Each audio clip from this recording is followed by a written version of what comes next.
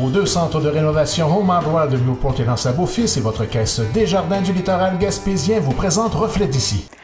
Les travaux de réhabilitation du littoral de Percé avancent rapidement. On fait le point alors que je me suis rendue sur place pour le constater.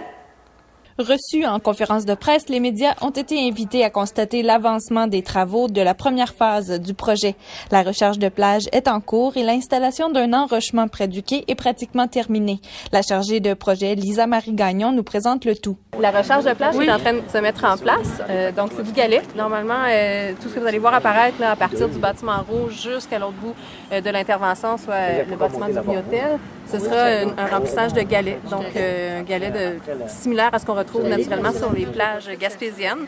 Un galet arrondi qui va nous permettre de retrouver une plage traditionnelle qu'on retrouve là, normalement en Gaspésie et qui, du même coup, va faire le travail de protection pour ralentir l'effet des vagues et des tempêtes avant que celles-ci n'atteignent le littoral. La différence de protection entre le galet et la roche? Bien, en fait, c'est une composition. On a toujours dit que la protection de l'Anse du Sud était faite d'une composition de différentes interventions.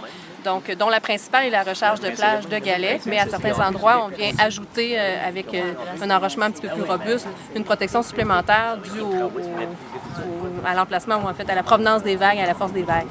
Les travaux devraient se terminer à la fin du mois pour reprendre l'an prochain où une promenade sera aménagée en bord de mer, assortie d'un espace récréo-touristique en forme d'agora.